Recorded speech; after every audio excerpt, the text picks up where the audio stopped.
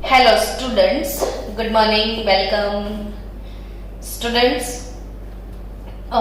D and develop chapter और कल का जो लेक्चर था वो था आयोनाइजेशन एंथैल्पी के ऊपर। लेकिन बहुत सारे बच्चों ने मुझे मैसेज भेजा कल कि मैम हम लोगों ने एनसीईआरटी टेक्स्ट बुक से वो टॉपिक पढ़ा तो इतना डेंजर वर्ड्स में लिख दिया है कि वो पढ़ते पढ़ते हम लोग डर जाते हैं, कुछ समझ में ही नहीं आ रहा है कि क्या लिखा है ना। तो बच्चे लोग डोंट वरी अबाउट दैट। जो भी टेक्स्ट बुक की अंदर जो थियरी में उसने जो डाल दिया है वो सारा ऐसे टाइप लिख दिया है कि बस उठा के जो लिखना था, जैसे मन करे लिखना था वैसे लिख दिया उसने। तो मैं क्या करूं अभी कि वो जो आपके एनसीईआरटी का टेक्स्ट बुक का जो टॉपिक है उसको सब टॉपिक में मैं डिवाइड कर लूं और कौन से पैराग्राफ में उसने क्या पूछा है और उसकी एक्सप्लेनेशन क्या रहेगी वो मैं आपको समझा दूंगा, ठीक है। तो मैं टेक्स्ट बुक के अंदर जो भी है टेक्स्ट बुक वाइज आज ये टॉपिक फिर से आपको एक बार करवा दूं। तो चलो, आयोनाइजेशन एंथैल्पी और वो भी आपकी एनसीईआरटी टेक्स्ट बुक अकॉर्डिंग सारे टॉपिक को मैं ऑपरेट मतलब उसके स्पेयर पार्ट्स जितने भी है वो सारे सेपरेट कर दूं और उसकी वजह से आपको वो धीरे धीरे समझ में आने लगेगा। तो आप अपनी टेक्स्ट बुक पहले खोलो, साथ साथ टेक्स्ट बुक देखो ताकि आपको समझ आए कि मैं क्या आपको बोल रही हूं। तो according to your textbook जो फर्स्ट पैराग्राफ उसने दिया है, फर्स्ट पैराग्राफ कि there is an increase in ionisation enthalpy, तो वो फर्स्ट पैराग्राफ का पूरा मतलब क्या है वो मैं अपने वर्ड्स में समझा दूं आपको। कि जो फर्स्ट पैराग्राफ है उसका मतलब है वो पहले लिखते हैं कि in a given series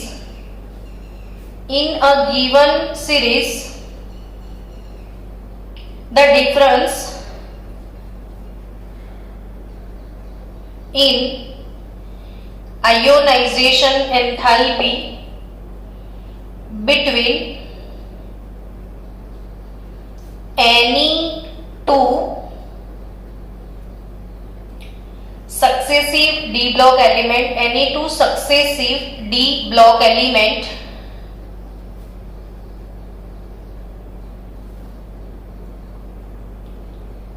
is very much less than। एक काम करना, मेरे साथ साथ आप थियरी भी लिख देना ताकि वो टेक्स्ट बुक की हेक्टिक थियरी आपको थोड़े सिंपल वर्ड में समझ में आ जाए। तो इसलिए आज हम थियरी भी लिख लेंगे तो नोट्स भी बन जाएगा आपका और आपको समझ में भी आ जाएगा। In a given series the difference in ionisation enthalpy between any two successive d block element is very much less than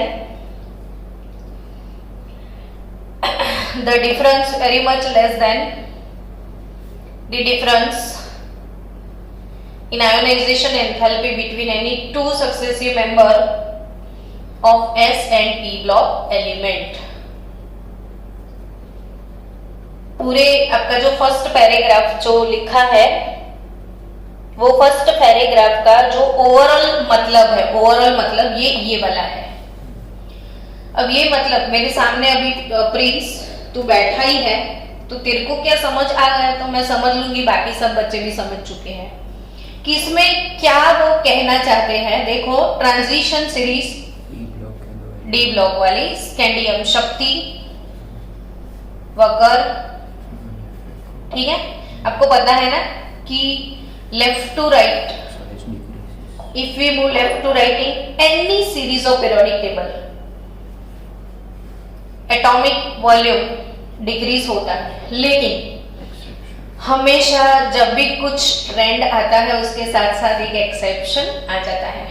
तो कल के लेक्चर में मैंने क्या सिखाया था, तो आपकी टेक्स्ट बुक का जो सेकेंड पैराग्राफ है ना वो कि लेफ्ट टू राइट मूव होते हो तो आयोनाइजेशन एंथैल्पी साइज डिक्रीज होगा तो आयोनाइजेशन एंथैल्पी इंक्रीज होगा, but this trend is not so regular, so there are too much इरेग्युलरिटी।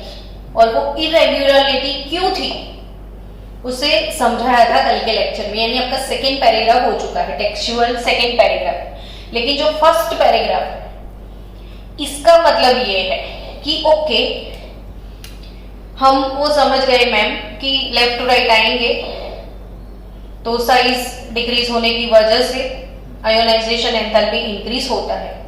लेकिन पीरियोडिक टेबल में पहले तो एस ब्लॉक है, फिर पी ब्लॉक है, और 11th में अपने एस और पी ब्लॉक पढ़ा। अब पी ब्लॉक में आप लेफ्ट टू राइट जाते हो या एस ब्लॉक में लेफ्ट टू राइट जाते हो तो जो सक्सेसिव टू मेंबर होते हैं उनके बीच में डिफरेंस बहुत ज्यादा आ जाता है। जैसे हमने वो पढ़ा था ना, ली बे बक नॉफ, तो ये वाला पीरियड जो था इन सब में अगर आप नोटिस करो तो left to right ionization enthalpy increase होता है, लेकिन वो अमाउंट जो जिस अमाउंट में इंक्रीज होता है वो अमाउंट काफी ज्यादा था दो सक्सेसिव मेंबर के बीच में। ऐसा ही सेम ये बुक का जो पैराग्राफ है फर्स्ट वाला, उसमें क्या बोला गया है कि in a given series the difference in ionisation enthalpy between any two successive D block element is very much less than, यानी इसमें जितना इंक्रीज होता था इसमें जितना इंक्रीज होता था उतना इंक्रीज इसमें नहीं होता है ना। ये फर्स्ट पैराग्राफ में लिखा है। अब क्वेश्चन हुआ मन में प्रिंस, इसके रिगार्डिंग कौन सा क्वेश्चन हुआ? तो क्वेश्चन ये कि ऐसा क्यों होता है ना, ऐसा क्यों होता है? जहां केमिस्ट्री वहां हर एक टॉपिक में ये डायलॉग तो आ ही जाता है कि ऐसा क्यों। तो क्यों का एक्सप्लेनेशन मैं आपको दे दूं। चलो आज हर एक टॉपिक को क्वेश्चन बनाएंगे फिर उसको एक्सप्लेन करेंगे ताकि आपको टॉपिक पूरा समझ आ जाए। आपकी text book NCERT text book का फर्स्ट पैराग्राफ, ठीक है। इसका मतलब इसको वो जो बोलना चाहता है ये, अब ऐसा क्यों है उसका एक्सप्लेनेशन में दे रही हूँ। देखो ये लीबे बगनोक था तो इसमें कॉन्फ़िगरेशन आपको याद करवा दूं। लिथियम का 2s1 था ना, फिर बेरिलियम का 2s2 था, फिर 2s2 के बाद 2p1 था, यानी एडेड इलेक्ट्रॉन 2 नंबर के शेल में ऐड होते जा रहे थे। एडेड इलेक्ट्रॉन कौन से शेल में जा रहे थे? सेकेंड आउटर मोस्ट में। कौन से? आउटर मोस्ट में। लेकिन बच्चों डी ब्लॉक में उसका कॉन्फ़िगरेशन आपने देखा होगा कि आर्गन या कोई भी इनर्ट गैस के बाद इलेक्ट्रॉन पहले किस में जाते थे? 4s में। अब 4s फुल होने के बाद इलेक्ट्रॉन कहां पे आते थे? 3d में। समझ चुके हो? अब समझो कि ये न्यूक्लियस, ये फर्स्ट ऑर्बिट, ये सेकेंड ऑर्बिट, ये वाला क्या? थर्ड ऑर्बिट, और इलेक्ट्रॉन हमारे किधर है? 4th नंबर पे है। ऐसे है। अब ये 4 नंबर में इलेक्ट्रॉन है तो अब सबको पता है कि सेंटर जिसके अंदर होता है पॉजिटिव चार्ज, वो पॉजिटिव चार्ज Z होगा। सेंटर के अंदर जितना भी पॉजिटिव प्रोटॉन का चार्ज है उसे Z बोलते हैं। और Z का जो अट्रैक्शन फील होता है, न्यूक्लियर चार्ज का अट्रैक्शन किसको फील होता है? आउटर मोस्ट ऑर्बिट के इलेक्ट्रॉन को। लेकिन बच्चों इसमें जितने एडेड इलेक्ट्रॉन हैं वो आउटर मोस्ट में नहीं जा रहे हैं, अंदर की तरफ आ रहे हैं 3d में। अब इलेक्ट्रॉन इधर आ गया अंदर के शेल में, इधर आ गया, इधर आया, इधर आया, अंदर भी बहुत सारे इलेक्ट्रॉन है अभी, है ना।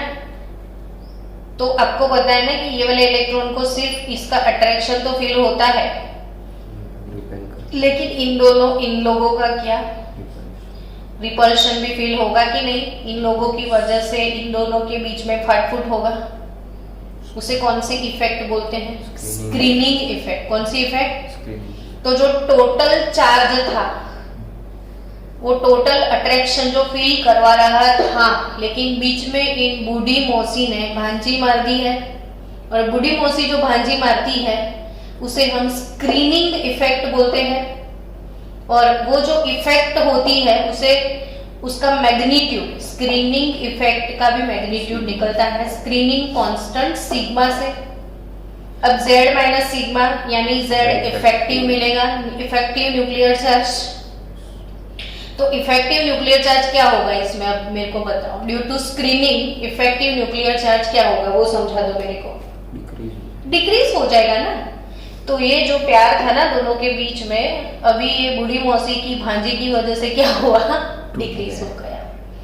ड्यू टू दैट अगर अब वो डिक्रीज हो रहा है ना तो अट्रैक्शन कम फील होगा, तो साइज इतना डिक्रीज नहीं होगा। जितना साइज इन लोगों में डिक्रीज हो जाता है, जितना साइज इन दोनों में डिक्रीज होता है, उतना साइज वेरिएशन इसमें नहीं है। ये चीज हम अच्छे से कब पढ़े थे, एटॉमिक रेडियस वाले टॉपिक में पढ़े थे कि नहीं पढ़े थे। ऑलमोस्ट मैंने सबके एटॉमिक रेडियस भी लिखे थे, 124, 125, 125 ऑलमोस्ट इक्वल थे। अब समझ सकते हो due to that screening effect, ये S वाले इलेक्ट्रॉन पहले S में गए फिर D में आ रहे हैं, तो स्क्रीनिंग बढ़ता जाएगा ना। और बढ़ते स्क्रीनिंग के वजह से अट्रैक्शन डिक्रीज हो रहा है, तो एटॉमिक रेडियस इतना डिक्रीज नहीं हो रहा है, तो कहां से फिर ऑलमोस्ट सेम एटॉमिक रेडियस जा रहा है। तो आयोनाइजेशन एंथैल्पी में इतना डिफरेंस नहीं होगा डी ब्लॉक में। तो फिर से एक बार रिपीट मार देते हैं कि डी ब्लॉक में ये डिफरेंस कम है। इसका रीजन फास्ट बता दो जो आप समझे। डिफरेंस कम है, इसका रीजन क्या है? यस, मेन रीजन ये बोलना है कि NS ऑर्बिट में इलेक्ट्रॉन आउटर मोस्ट में जाने के बाद पेनल्टी में जो सेल है N-1 D में आते हैं, यानी बाहर नहीं जा रहे, अंदर की तरफ आ रहे हैं। तो अंदर आने की वजह से इन दोनों के बीच का स्क्रीनिंग इफेक्ट बढ़ जाएगा, इफेक्टिव न्यूक्लियर चार्ज घट गया, तो आराम से बहुत ज्यादा एनर्जी की जरूरत नहीं पड़ेगी। तो फर्स्ट पैराग्राफ का मतलब आई थिंक आपको समझ में आ गया। सेकेंड पैराग्राफ जो पूरा है, जो रीऑर्गेनाइजेशन एनर्जी वाला, तो वो अपने प्रीवियस लेक्चर में हो चुका है बहुत अच्छे से। तो प्रीवियस लेक्चर, अब वही पेज को आप पलटाएंगे तो इसमें थर्ड पैराग्राफ स्टार्ट होता है। वही पेज से थर्ड पैराग्राफ है कि the interpretation of variation in ionisation enthalpy for an electronic configuration of DN is also as follow. फिर जो बातें, जो एक्सेप्शन है वो सारे उसको सिखाने हैं आपको, और उसके बारे में सब उसने लिखा हुआ है। तो चलो हम 1 बाय 1 सॉल्व करते जाएंगे। अब नंबर 1 हो गया, 2 हो गया, नंबर 3 पे अटकते हैं हम लोग। और नंबर 3 क्या है कि number 3 the first ionization enthalpy, मैं शॉर्ट में थोड़ा लिख दूंगी। फर्स्ट आयोनाइजेशन एंथैल्पी मैं बोलूं तो IE1 समझ आता है ना। तो first ionisation enthalpy of zinc, फिर cadmium and mercury. Zinc, cadmium and mercury, याद आया? देखो डी ब्लॉक में ये 3D सीरीज, फिर 4D सीरीज है, फिर 5D सीरीज और 6D सीरीज, ये S ब्लॉक।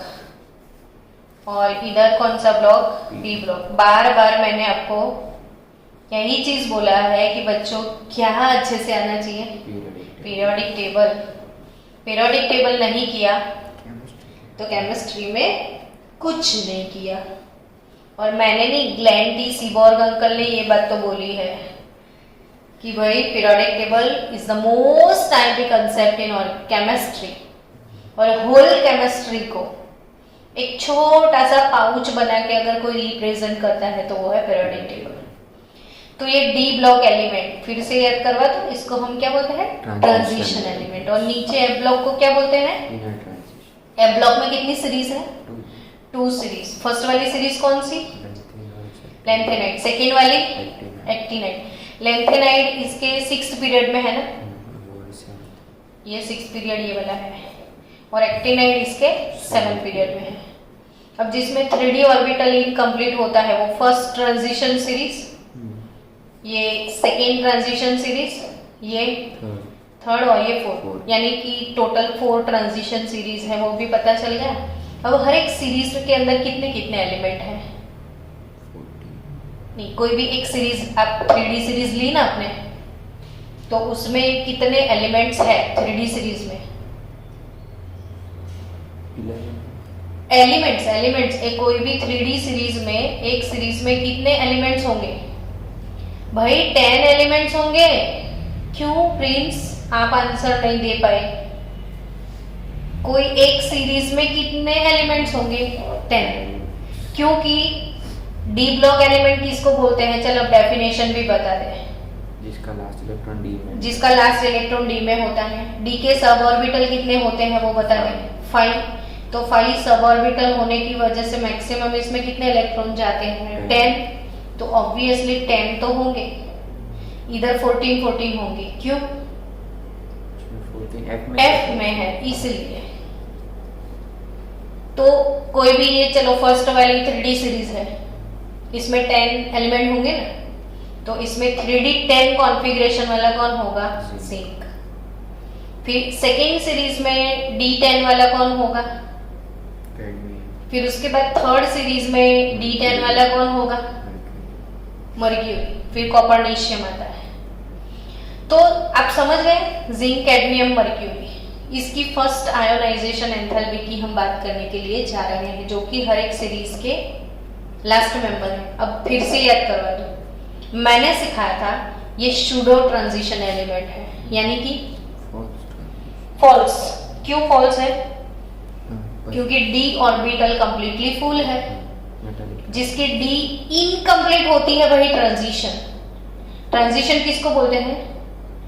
कोई हाँ ग्राउंड स्टेट के कॉन्फ़िगरेशन में या कोई भी एक ऑक्सीडेशन स्टेट में किसी में भी डी ऑर्बिटल अगर इनकम्प्लीटली फील्ड मिलता है तो वो ट्रांजिशन, बाकी नहीं। अब मैं क्या बोलने जा रही हूँ, आपके बुक के जो थियरी के वर्ड्स हैं उसको सेपरेट करते हुए एक थियरी में एक पोर्शन ऐसा है कि ionization enthalpy of zinc, cadmium and mercury very high. Ionization, first ionization of zinc, cadmium, mercury very high because of what? इनका हाई क्यों है? First ionisation enthalpy zinc, cadmium add electron has unstable configuration, very high because of the fully filled because of fully filled n-1 d ns2 और ये 10 fully filled stable configuration, मतलब अंदर से फट से आंसर निकलना चाहिए। Zinc, cadmium, mercury very high ionization enthalpy, first ionization enthalpy very high because of fully filled stable electronic configuration. Done? तो with explanation ये समझ में आ गया। चलो नेक्स्ट पॉइंट। अब क्या याद रखना है? तो second and third ionization enthalpy. अब फर्स्ट की बात छोड़ दो, किसकी? Second and third ionization enthalpy in general increases along period, but the magnitude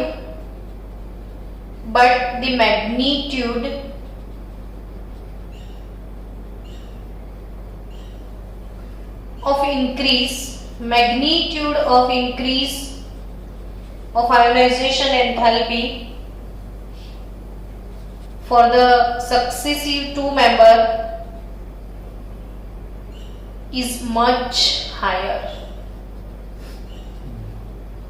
Prince, अब इसका इंटरप्रिटेशन एक बार फिर से कर और बोल।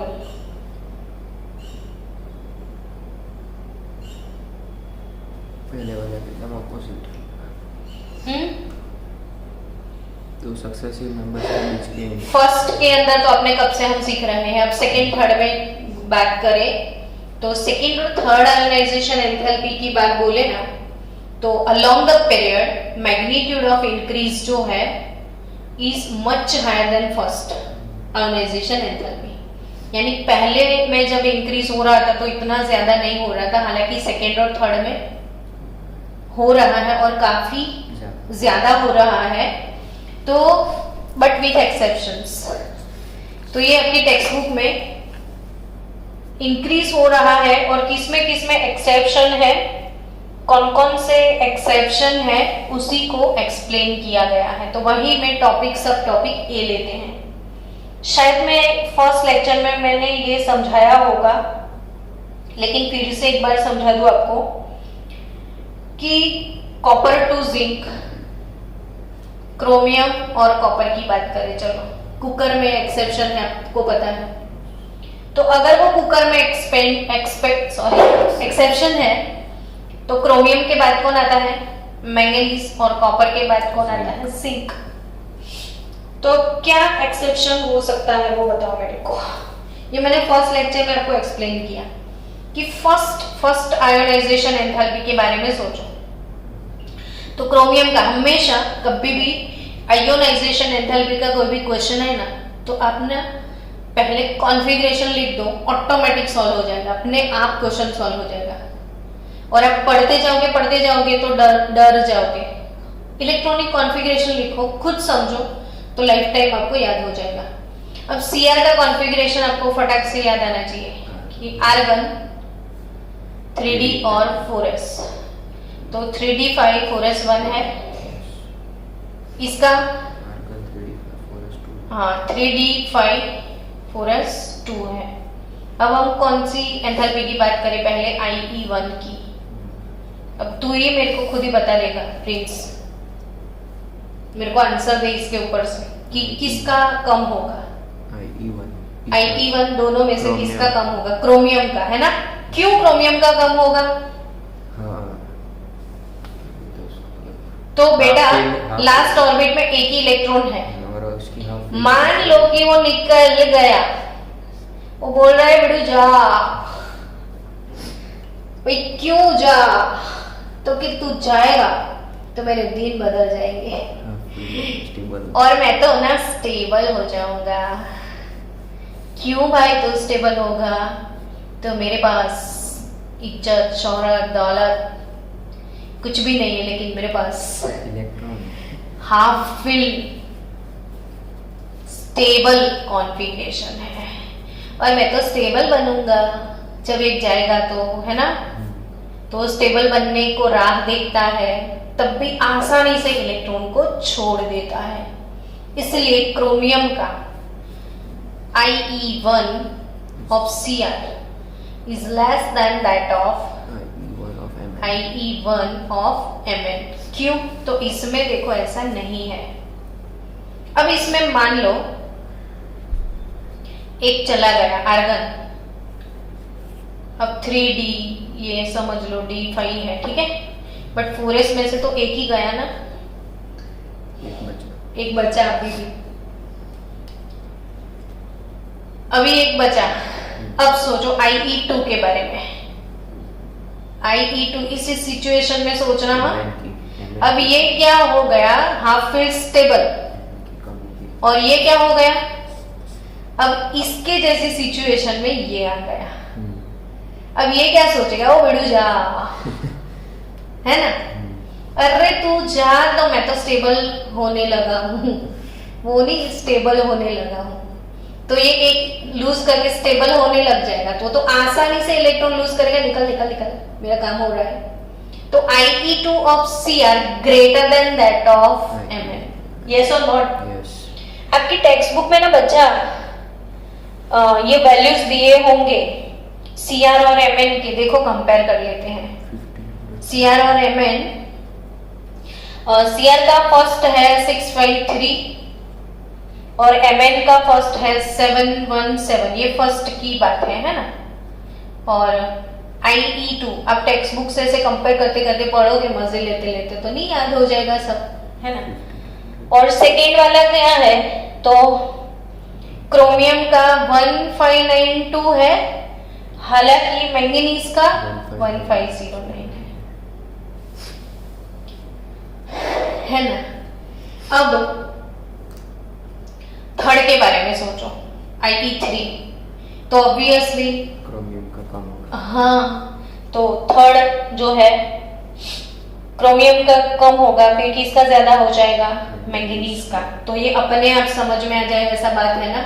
चलो, तो ये समझाने के बाद मुझे लग रहा है कॉपर जिंक तो मेरे से अच्छा आप समझ जाओगे कि कॉपर 3d10 4s2 है ना, और जिंक क्या है, नहीं 3d10 4s1 है कॉपर, और जिंक क्या है 3d10 4s2। ये जिंक है, ये कॉपर है, क्या बोलता तू,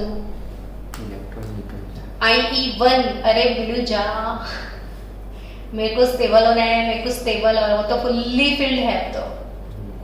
तो Cu+1 IE1 is too much less than that of IE1 of zinc. Done? But एक इलेक्ट्रॉन रिमूव कर लिया, Cu+ हो गया, 3d10 स्टेबल हो, Zinc+1, तो उसमें क्या सीन है, 3d10 4s1। अब सोचो क्या, पहले वाला इसका जो सिचुएशन था इसमें आ गया। ये चीजें थियरी का रट्टा मारोगे तो नहीं आएगी, अब प्रैक्टिकली लिखो, ऑटोमेटिक समझ आएगा। तो आप समझ गए IE2 के बारे में। अब क्या IE2 के बारे में क्या बोलोगे, अब ये स्टेबल है और स्टेबल से एक निकालना है, तो वो मना ही कर देगा, मेरे को नहीं निकालना है, जाओ आपको जो करना है वो करो, इसलिए 1958 किलो जूल पर मोल है। और जिंक को क्या है दूसरी वाली में, तू निकाल, और वो सॉन्ग गाएगा मैं स्टेबल होने लगा, तो इसका IE2 कम हो जाएगा। तो Cu+1 IE2 is less नहीं greater than that of IE2 of zinc plus, मतलब IE2 तो Cu ही लिखेंगे ना अभी। तो Cu+ दूसरा इलेक्ट्रॉन निकाले तो स्टेबल से निकाले या स्टेबल होने को निकाले, तो इसका इजीली जाएगा, इसका नहीं जाएगा, इसलिए जिंक का सेकेंड 1734 है, इसका सेकेंड 1958 है। अब तीसरे के बारे में भी आप आराम से समझ सकते हो ना कि ये स्टेबल हो गया, तो जिंक का थर्ड बहुत ज्यादा नहीं हो जाएगा, हालांकि इसका थर्ड कम होगा। तो ये चीज आप रट्टा मारोगे तो नहीं मजा आएगा, खुद ही से समझ के पढ़ो। चलो नेक्स्ट चीजें बतानी है वो टेक्स्ट बुक के हिसाब से कि third ionization enthalpy of manganese is very high. Third ionization enthalpy IE3 of manganese is very high. Suppose ऐसा क्वेश्चन पूछ लिया तो डोंट वरी, लिख दो कॉन्फ़िगरेशन, क्यों Mn का थर्ड वेरी हाई, तो Mn का कॉन्फ़िगरेशन बोल चल, मैंगनीज TVCrMn 25 नंबर, 25 तो 3d5, 24 3d4, 23 3d3, 28 3d8, 25 3d5, 4s1 है ना इसमें। अब पहला निकाल दो तो वो stable Mn plus argon 3d5 हो गया, स्टेबल हो गया, सॉरी 4s2 है, तो पहला इलेक्ट्रॉन निकालोगे तो 4s1 अभी बचेगा, फिर वो एक्सचेंज एनर्जी स्टार्ट हो जाएगी, लेकिन फिर भी कम होगा। IE1 4s से निकालना है, निकलेगा धीरे धीरे, ये 1 से भी ज्यादा 2 बहुत कम हो जाएगा, बिकॉज ऑफ कि उसको वो स्टेबल होना मांगता है, तो वो सोचेगा तू निकल तो मैं हाफ फिल स्टेबल हो जाऊं। तो जब Mn2 बनेगा तो argon 3d5 which is very stable configuration. अब आप तीसरा निकालोगे तो क्या सीन होगा, तो ऑब्वियसली वेरी हाई, क्योंकि स्टेबल से निकाल रहे हो ना, तो तभी मैं बोल रही हूँ कि जब भी कुछ पूछते हैं तो डर मत जाओ, डर के आगे जीत है। कॉन्फ़िगरेशन पावरफुल, तो डर के आगे जीत। बिना कॉन्फ़िगरेशन के कुछ नहीं कर पाओगे। यानी अब आज के लेक्चर में और दूसरी चीज समझ गए। पीरियोडिक टेबल तो है ही है इम्पोर्टेंट, लेकिन उसके साथ इम्पोर्टेंट क्या है? कॉन्फ़िगरेशन। और जितना फास्ट कॉन्फ़िगरेशन आपने लिख दिया, समझो आपका काम हो गया। मैं तो इसमें टेक्स्ट बुक में जब भी पूरा पैराग्राफ पढ़ा तो मुझे लगा इसमें था क्या, कुछ नहीं है, लेकिन ऐसे लिख लिख के करोगे तो आ जाएगा समझ में। चलो अब ऐसा ही इसमें एक चीज किसके बारे में बोला है कि third ionization enthalpy, third ionization enthalpy IE3 for change Fe2 to Fe3, ऐसा कुछ लिखा था। Fe2 to Fe3 is very small, is very small। यानी ऊपर जैसे सेम बात करी कि Mn की थर्ड वेरी हाई है और मैंगनीज की थर्ड वेरी स्मॉल है। अभी इसकी ज्यादा है, इसकी कम हो गई। क्यों भाई? तो कॉन्फ़िगरेशन लिख दो ना। Fe का नंबर पता है ना, मैंगनीज के बाद मन्ने फेको 26, तो नींद में कॉन्फ़िगरेशन लिखे मेरे बच्चे तो। आर्गन ये 26 3d6 4s2।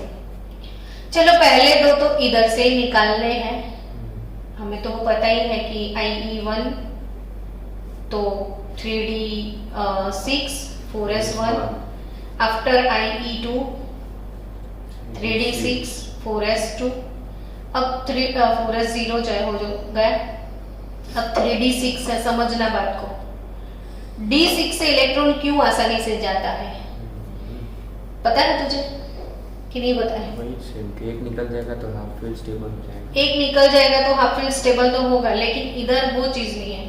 वो तो है 1 2 3 4 5, बस 6 में। ये यार मैंने 6 क्यों बनाए, जोश आ गया पढ़ाने का। 1 2 3 4 5 और ये 6 देखा। एक म्यान में दो तलवार, दोनों एक दूसरे के दुश्मन, मैं भी नेगेटिव तू भी नेगेटिव, तो नेगेटिव नेगेटिव के बीच में क्या होता है? अब इसको रिपल्शन फील हो रहा है, वैसे भी उसको अच्छा नहीं लग रहा है। Electron electron repulsion is there. Again एक लूज कर दिया तो मैं तो स्टेबल होने लगा हूं। तो कितने दो फंडास है ना, एक तो स्टेबल होने को है और दूसरा इसको प्रॉब्लम भी है। तो ऑब्वियसली Fe का third ionization enthalpy IE3 for Fe लो हो जाएगा। IE3 of Fe is less than that of IE3 of Mn। मन्ने फेंको, मैंगनीज के बाद Fe आता है ना, तो बढ़ने लगता होगा ऐसा हम सोच रहे हैं, लेकिन एक्सेप्शन क्या है? Fe का ज्यादा नहीं है, थर्ड वाला Fe का कम है, वो एक्सेप्शन है। तो रट्टा मारने की जरूरत ही नहीं, कम है तो कॉन्फ़िगरेशन लिख दो, आप खुद ही समझ जाओगे क्यों कम है। इधर आप खुद ही नहीं समझ गए ज्यादा क्यों है। चलो इसमें IE1 और IE2 का रिलेशन क्या है? कोई रिलेशन नहीं है। मतलब IE1 ज्यादा है IE2 ज्यादा? किसका? Fe के लिए। Fe के लिए IE1 ज्यादा होगा, IE2 क्यों कम होगा? क्योंकि पहले 4s से एक ही निकालना था, अब 4s1 3d6 हो रहा है। अच्छा हाँ, और इधर तो 3d6 है ना, तो 4s1 से एक इलेक्ट्रॉन गया ना, जब 2 थे तो फुल्ली फील्ड था, तो ये थोड़ा स्टेबल था, ज्यादा लगेगा। लेकिन जब भी 4s का एक इलेक्ट्रॉन जाता है ना, तो दूसरा इजीली चला जाता है एक जाने के बाद।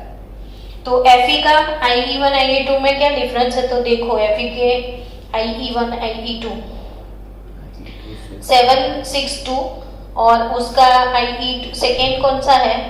1561। लेकिन फर्स्ट से सेकेंड तो हमेशा ज्यादा होता ही है, क्योंकि जो पेरेंट एटम से कोई पॉजिटिव बनेगा तो साइज में छोटू हो जाएगा ना, उसकी वजह से। लेकिन 4s का एक जाएगा तो दूसरा इजीली जाएगा। चलो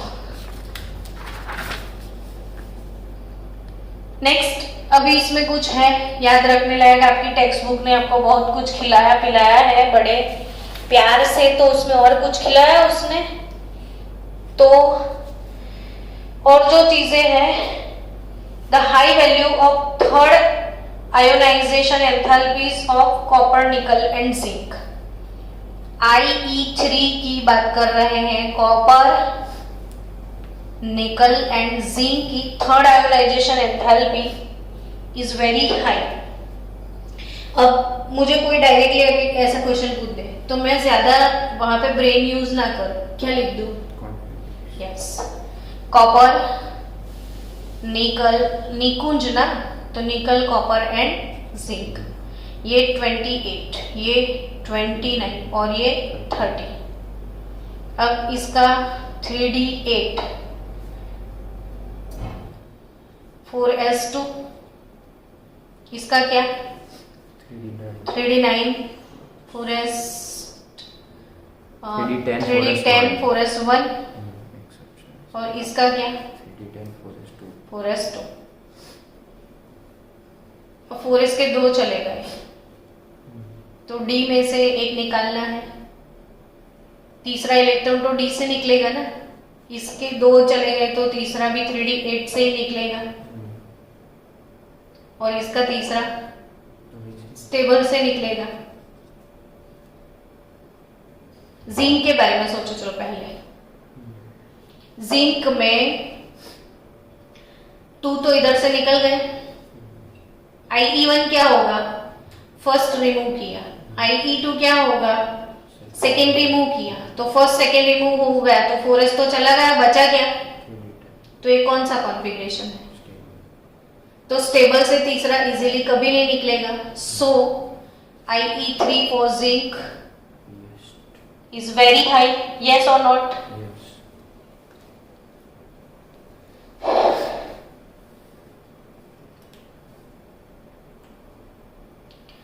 चलो अब कॉपर, कॉपर में सोचो पहला किससे निकला, तो ऑब्वियसली दूसरा कहां से निकलने वाला है, तो वो तो स्टेबल कॉन्फ़िगरेशन है, तो इसका तो सेकेंड ही वेरी हाई हो जाएगा। अब इसका 4s2 निकल गया, 3D8 कॉन्फ़िगरेशन भी स्टेबल होगा। 3D8 देखो 1 2 3 4 5 6 7 8, तो ऑलमोस्ट स्टेबल है। यहां से निकलना है आपको, जो लास्ट में आएगा वहीं से निकलेगा ना, तो D से निकालना है, तो D तो अंदर की साइड है। अब जैसे एक तो अंदर के शेल से निकालो और फिर ये आउटर मोस्ट से 2 चले गए तो वो साइज में भी बहुत छोटा हो जाएगा, और बहुत छोटा साइज होने की वजह से इसके जो थर्ड इलेक्ट्रॉन है वो नहीं निकल पाते हैं इजीली। तीनों के ऐसे हैं, निकल कॉपर जिंक तीनों में IE3 इज वेरी हाई। चलो तीनों की वैल्यू देखते हैं टेक्स्ट बुक में कि IE3 वैल्यू निकल कॉपर जिंक के लिए क्या है। तो निकल कॉपर जिंक का IE3 वैल्यू निकल का कम होगा 3402, फिर ऑब्वियसली कॉपर का थोड़ा बढ़ेगा साइज के हिसाब से, और इसका तो स्टेबल है 3837। तो इन तीनों का थर्ड आयोनाइजेशन एंथैल्पी बहुत ज्यादा है। अब ओवर है, एक तो साइज में बहुत छोटे हैं और 2 इलेक्ट्रॉन निकालने के बाद और भी छोटे हो जाएंगे, और ये तो निकालने के बाद स्टेबल हो जाता है तो निकलेगा ही। इसीलिए इनकी थर्ड आयोनाइजेशन एंथैल्पी का वैल्यू बहुत ज्यादा हाई है। तब भी हमेशा निकल +2, कॉपर +2 और जिंक +2, इनको थर्ड निकालना पसंद नहीं है। ये तीनों लोग हमेशा कितने लूज करने को रेडी है, सिर्फ 2, तभी इनके स्टेबल ऑक्सीडेशन स्टेट हमेशा आपको कौन से मिलेंगे, +2। किसके, निकल कॉपर जिंक, तीनों के स्टेबल कितने मिलेंगे, +2, बिकॉज की उनकी थर्ड आयोनाइजेशन एंथैल्पी का वैल्यू बहुत ज्यादा है। है ना आपकी टेक्स्ट बुक में मेंशन किया, ये लास्ट पैराग्राफ में लिखा है। अब स्टूडेंट आपकी टेक्स्ट बुक में और कुछ नहीं है ज्यादा, सिर्फ इतना जाते जाते बोल दो कि the first ionization enthalpy of 5D elements. 3D के बाद क्या था, 4D था, और कौन सी सीरीज आती थी, 5D। और अब जैसे जैसे ग्रुप में डाउन जाते हो तो साइज इंक्रीज होता है, तो एंथैल्पी वैल्यू डिक्रीज होनी चाहिए, बराबर है ना। तो the first ionization enthalpy of 5D elements, the first ionization enthalpy of 5D elements, आप लिख भी देना, मैं आपके लिए मेहनत कर रही हूं, आर हायर। अब एक्सेप्शन आ गया, are higher as compared to those of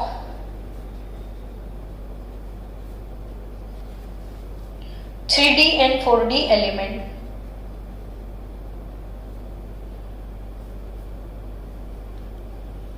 बोलो अब ये क्यों ऐसा हो गया, होना तो कुछ और चाहिए था ना, जो फिर से समझाओ कि अब 3D 4D 5D अब ग्रुप में ऐसे है तो साइज इंक्रीज होता है, तो अट्रैक्शन डिक्रीज होता है, तो एंथैल्पी वैल्यू डिक्रीज होनी चाहिए, हाँ या ना। तो इसकी इस 3D से कम होनी चाहिए 4D की, और 4D से कम होनी चाहिए, बट 5D की इन दोनों की कंपैरिजन में कम नहीं है।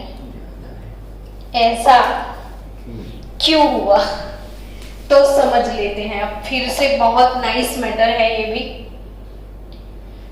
तो समझा लें कि पीरियोडिक टेबल जो भी है अभी, इसमें पहला सीरीज था 3D है ना, उसके बाद क्या, और उसके बाद क्या, 5D। अब 3D सीरीज पीरियोडिक टेबल में के 4th पीरियड में है, ठीक है। 3D सीरीज पीरियोडिक टेबल के कौन से पीरियड में है, 4th में। 4D कौन से में है, और 5D 6th में है, ठीक है।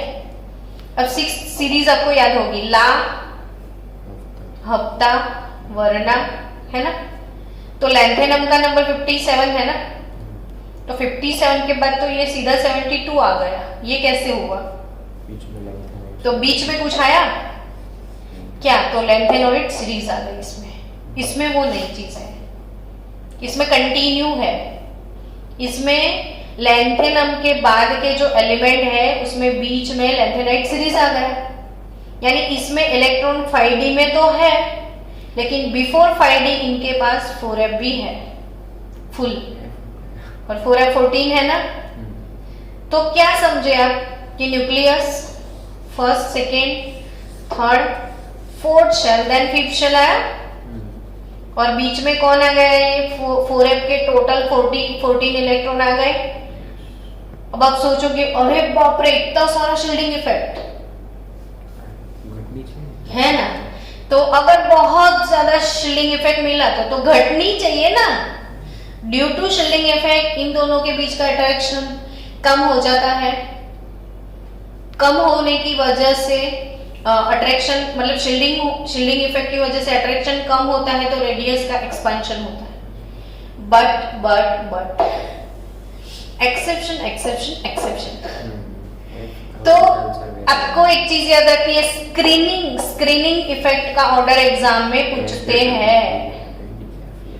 तो f orbitals are very large in size. f orbital is very large in size. ये वो इनर्ट पेयर इफेक्ट वाला फंडा सिखाया है मैंने। तो f में भले इलेक्ट्रॉन है लेकिन वो बहुत ज्यादा लार्ज है, तो दूर दूर बैठे इलेक्ट्रॉन स्क्रीन काफी पतला हो गया, और जैसे आप नीचे नीचे आओगे तो एटॉमिक नंबर बढ़ता है ना, तो सेंटर का यूनिट चार्ज बहुत ज्यादा बढ़ जाता है। 8, 18, 18, 32 हम ऐड करते हैं, तो उसकी वजह से क्या बढ़ जाता है, पॉजिटिव चार्ज बढ़ गया और स्क्रीन पतला हो गया, तो अट्रैक्शन इंक्रीज हो जाता है। और due to that size decrease हो जाएगा और अट्रैक्शन ज्यादा है तो आयोनाइजेशन एंथैल्पी ऑब्वियसली इंक्रीज होगा।